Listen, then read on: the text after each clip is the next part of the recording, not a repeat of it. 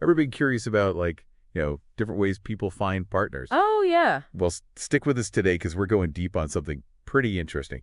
It's called Qalbi, Okay. and I guess you could call it a matrimonial space Interesting. specifically designed for Muslims. Okay. And, we're going to try and figure out what makes this thing tick. Sounds good. We're basing this deep dive on an article called Evolving Matrimony. Have you heard of Qalbi I before? have, yeah.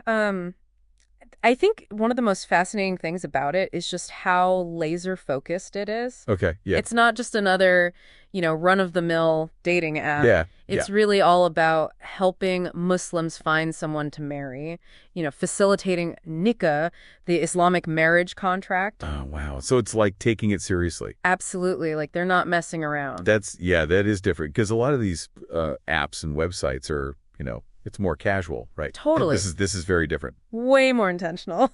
Yeah, and the article, it actually uses this phrase. It says, Qalbi helps people find partners in the best compatible way. Right.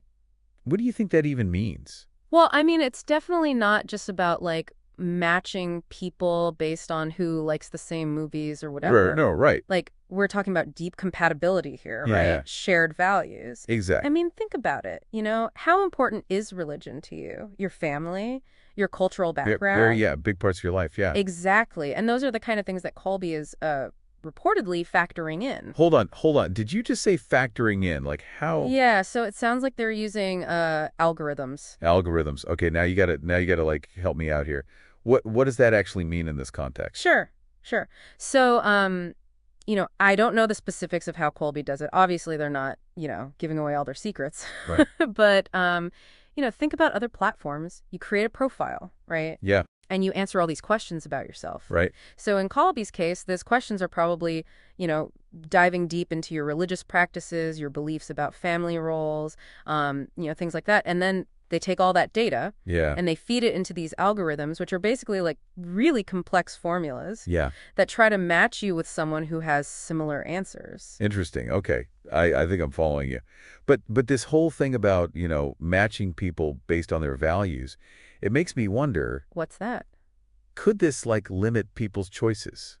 Mm. Or even like reinforce some of those traditional social structures that maybe, not everyone's comfortable with. That's a really good point. Yeah. Definitely a tightrope walk. I mean, on the one hand, Colby is providing a space for people to connect with others who share their values, Right.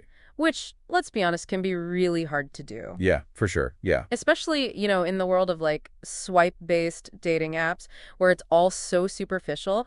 Right. Right. But you're right. There's always a risk of creating like echo chambers where people are only exposed to ideas they already agree with, and that's not always healthy. Yeah. No, that's a good point. So imagine, I'm someone who's Muslim and I'm looking for a life partner. Okay.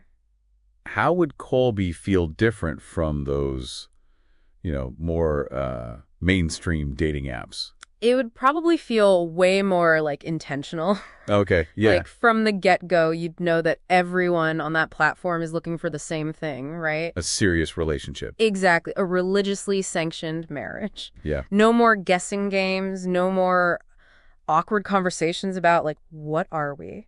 Yeah, that's really interesting. And, the article, it kind of throws this word around, a game changer. Like Colby's a game changer. Yeah. What do you think? Is it really having that big of an impact? I mean, I think it has the potential to... There are a few things going for it. First of all, it's filling a real need. Right. There's a huge Muslim population worldwide, and a lot of people are looking for a way to find a partner who shares their faith. Right. And second, they're using technology in a way that actually aligns with traditional values. Yeah. Yeah. I mean, that's a pretty powerful combination. Yeah. We don't have like hard data on how successful Colby is, but just anecdotally, Yeah. I've heard a lot of positive things, and the platform's definitely growing in popularity. That's really interesting. I mean, it's so cool to see how technology can be used to like help people find love and companionship in a way that's, respectful of their beliefs and their values. Absolutely.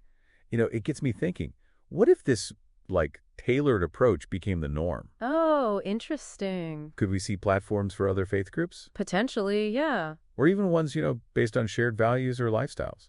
What do you think? I mean, it's definitely possible as technology keeps getting, more sophisticated. I think we're going to see a move away from those like generic matchmaking sites Yeah. and more towards these, niche platforms that cater to specific communities. Yep. Be interesting to see where it all goes. A lot to think about. Wow, this deep dive into Colby, it really got me thinking. If you are interested in finding a partner in a space, specifically made for your values, check it out.